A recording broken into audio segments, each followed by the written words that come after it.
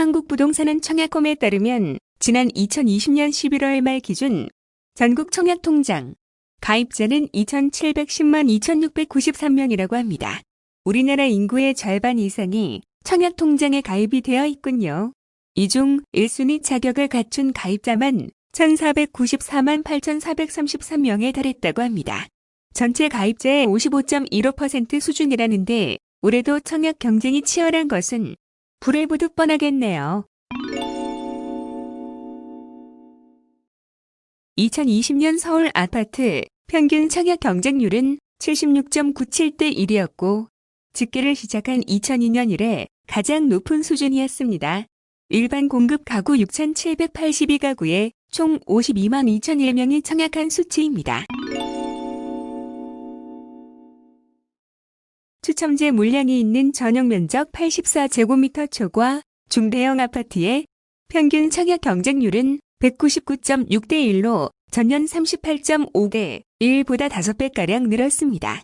새 아파트에 대한 선호와 분양가 상한제 혜택으로 저렴한 분양가가 맞물리면서 올해의 아파트 청약 경쟁률은 더욱더 높아질 거로 예상이 됩니다. 2021년에는 서울에선 청약 가점이 70점 이상은 돼야 당첨권에 들 수 있지 않나 하는 불안한 생각이 들기도 합니다. 서울 주요 분양단지에선 청약 가점 만점제가 등장하는 등 경쟁이 치열했죠.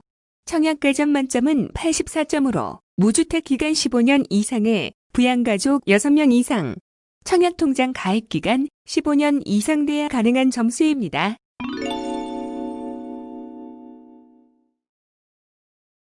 서울 분양단지 중 흑석 리버파크 자이, 양천구 신목동 파라곤, 과천 주식정보타운 푸르지오, 어울림 라비에노에서도 만점 통장이 등장했었습니다. 2021년에도 청약 경쟁은 더욱더 치열해질 것 같습니다. 청약 대기 수요는 여전하지만 재건축, 재개발을 통한 민간 분양 물량은 늘지 않아서입니다. 2021년에도 서울 아파트 분양 물량은 4만 가구로 올해와 비슷한 수준에 그칠 거라고 하네요. 서울 대규모 재건축, 재개발 단지들이 사업 속도를 내지 못하면서 2021년 민간 분양은 올해와 비슷한 수준이 될 것으로 보입니다. 젊은 층이 주로 많이 도전하는 신혼부부 특공과 생애 최초 특공의 소득 요건이 대폭 완화됩니다. 2020년엔 민영주택의 신혼부부 특별 공급 소득 기준은 도시근로자 월 평균 소득 120% 이하였습니다. 2021부터는 도시근로자 월 평균 소득 140% 이하로 요건이 완화돼 더 많은 사람이 청약 기회를 노려볼 수 있게 됩니다. 공공주택의 신혼부부 특공 소득 기준도 현재 도시근로자 월 평균 소득 100%, 맞벌이 120% 이하에서 2021년엔 130%, 맞벌이 140% 이하로 완화됩니다. 정부는 내년 민간주택에도 생애 최초 특별 공급을 도입하는 등 청약 문턱을 낮춘다고 합니다. 신혼부부 등 가점이 낮은 실수요자의 청약을 통한 내 집 마련을 돕겠다는 취지이지만 그 효과가 얼마나 있는지는 겪어봐야 알겠네요. 3인 이하 가구의 경우 도시근로자 월 평균 세전 소득 기준은 100%가 월 555만 원, 그리고 120%가 월 소득 667만 원, 130%가 월 722만 원, 또 140%가 월 778만 원, 160%가 월 소득 889만 원입니다. 월급에서 이것저것 다 끼고 나면 남는 것도 별로 없는데 앞으로는 세전 소득에서 기준을 정할 게 아니라 세후 소득 기준으로 적용해야 하는 게 맞지 않나 생각을 해봅니다. 140%를 연봉으로 환산하면 9,336만 원, 160%를 연봉으로 환산하면 1억 668만 원입니다. 이렇게 되면 30, 40대 정규직 맞벌이 부부라도 신혼부부 특공 기회를 얻을 수 있게 됩니다. 생애 최초 특공 소득 기준도 완화됩니다. 현재 공공주택과 민영주택의 생애 최초 특공 소득 기준은 각각 도시근로자 월 평균 소득의 100% 이하와 130% 이하지만 앞으로 공공분양주택은 130% 이하까지, 민영주택은 160% 이하까지 소득 기준이 완화됩니다. 특공 내 소득 기준에 따라 나눠지는 우선 공급, 일반 공급 비율도 변화가 있습니다. 현재는 저소득층을 배려하기 위해 특공 물량의 75%를 소득 요건 100% 이하인 사람에게 우선 공급하고 있습니다. 이 비율이 내년부터는 70%로 줄어듭니다. 대신 상위 소득에 해당하는 일반 공급 비율은 25%에서 30%로 늘어나게 됩니다. 특공 내 소득 기준에 따라 나눠지는 우선 공급, 일반 공급 비율도 변화가 있습니다. 현재는 저소득층을 배려하기 위해 특공 물량의 75%를 소득 요건 100% 이하인 사람에게 우선 공급하고 있습니다. 이 비율이 2021부터는 70%로 줄어듭니다. 대신 상위 소득에 해당하는 일반 공급 비율은 25%에서 30%로 늘어나게 됩니다. 소득이 낮을수록 당첨 확률은 높아집니다.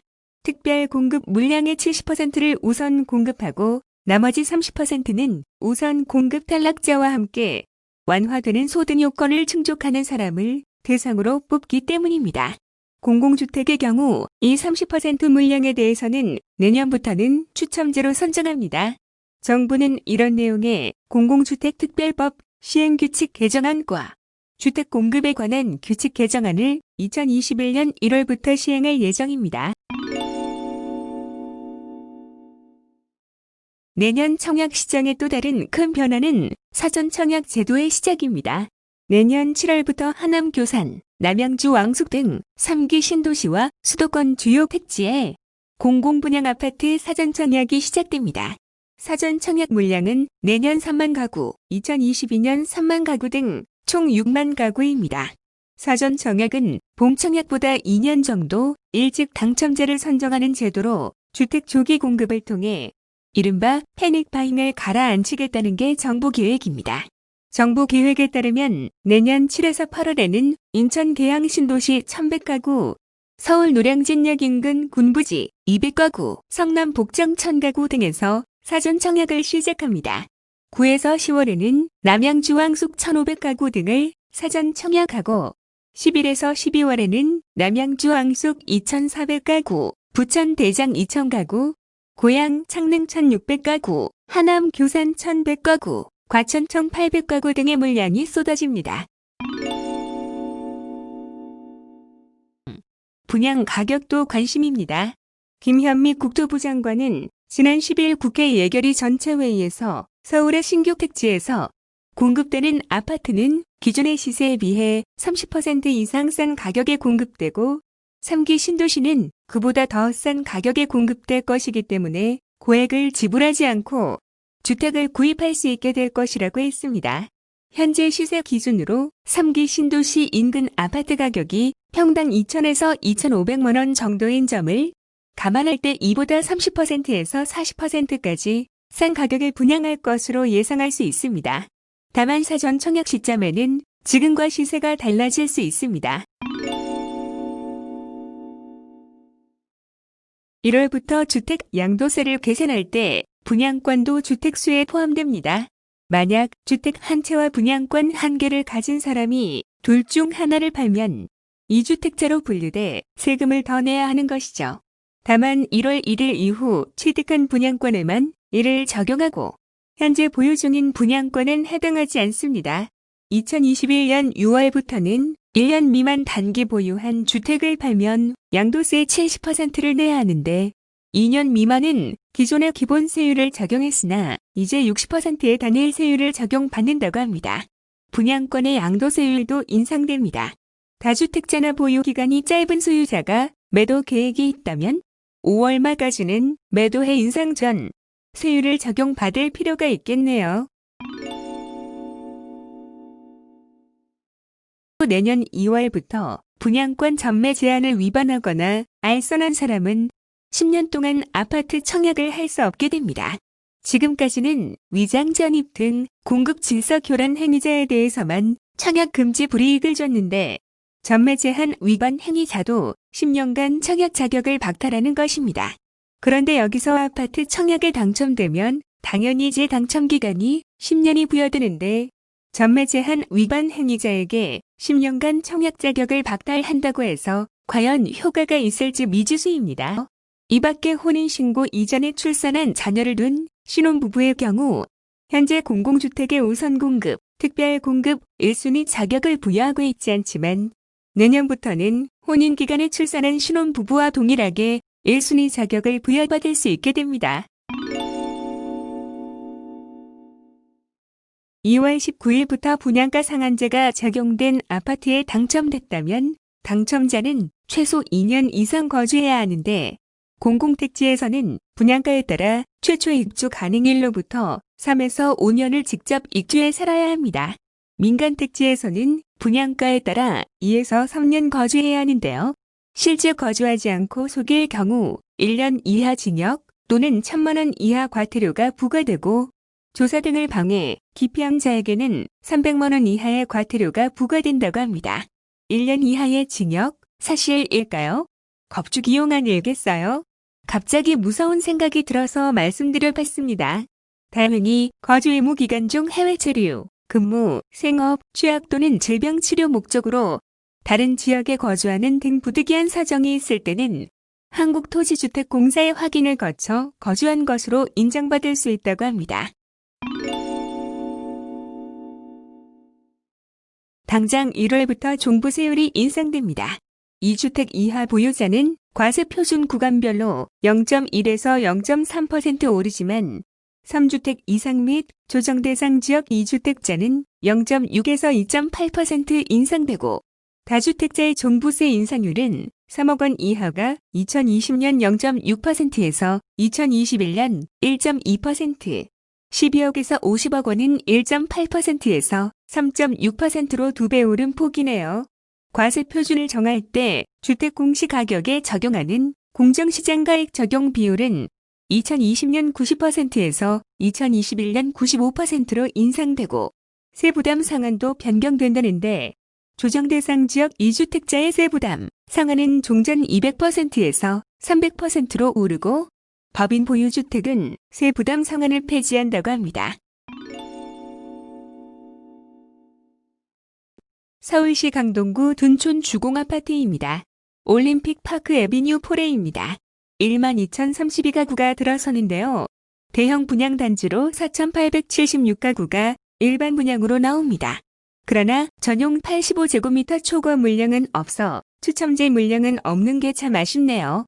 초과 물량은 조합원들에게 돌아가고 전용 85제곱미터 이하만 나온다는데 둔촌 주공은 지하철 5호선, 9호선을 같이 이용할 수 있다는 장점이 있습니다. 송파구 바로 옆에 붙어 있어서 강동구에서는 입지가 가장 좋다고 할 수 있습니다. 올림픽 선수촌 아파트 바로 옆에는 올림픽 공원이 있어서 이용하기 편리하고 단지가 큰 만큼 학교도 품고 있죠. 또 한 곳은 반포대장 아파트가 될 레미안 원베일리입니다. 한강시민공원 바로 옆에 레미안 원베일리가 들어섭니다. 아크로 리버파크 바로 옆인데요. 이곳 공사 현장에 21개동 2,990가구가 들어섭니다. 그런데 일반 분양 물량은 224가구로 많지 않아요. 일반 분양 물량이 적은 만큼 경쟁이 굉장히 치열하겠죠. 분양 예정 시기는 2021년 2월입니다. 시장 분위기로 봐서 분양가가 5천만 원에서 5,500만 원 정도 될 것으로 예상합니다. 전용 59제곱미터가 12억 원대, 전용 84제곱미터가 16억 원에서 17억 원대로 예상되는데 분양가가 높아 보이지만 평당 1억 원인 아크로 리버파크의 반값 수준입니다. 10억 원에서 15억 원, 로또다 이런 얘기가 나오는 것도 바로 아크로 리버파크 시세하고 비교해서 나오는 얘기입니다. 224가구 일반 분양 물량 경쟁이 치열할 텐데 아쉽게도 전용 85 초과 물량은 없습니다. 전용 85 이하만 나오겠죠. 그래서 일반 공급에서 100% 가점제로 진행이 됩니다. 특공 물량은 없습니다. 분양가가 9억 원을 초과할 것으로 보이기 때문인데요. 현재 조합원 입주권은 34평 기준 29.5억에 거래가 되고 있습니다. 한강뷰가 가능한 동은 31억의 입주권이 거래가 되고 있습니다. 레미안원 펜타스는 아크로 리버파크와 레미안, 퍼스티지 바로 사이에 위치해 있습니다. 아크로 리버파크 바로 뒤에 위치해 있다고 보시면 되는데요.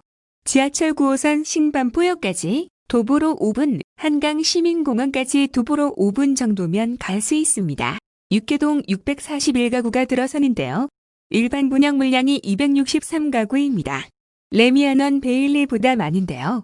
전용 85제곱미터 초과 물량도 있습니다. 39가구 나오는데 저가점자 중에 현금을 두둑히 들고 계신 분들이 지원이 가능하실 것 같습니다. 분양가가 궁금하실 텐데 분양가는 레미안원 베일리랑 비슷하겠죠? 5천만 원대가 예상됩니다. 이상으로 새롭게 바뀌는 청약제도의 유명 분양단지에 대해서 살펴보았습니다. 유튜브를 시작한 지 얼마 되지 않아 부족함이 많은데 구독해 주셔서 감사드립니다. 열심히 하겠습니다. 감사합니다.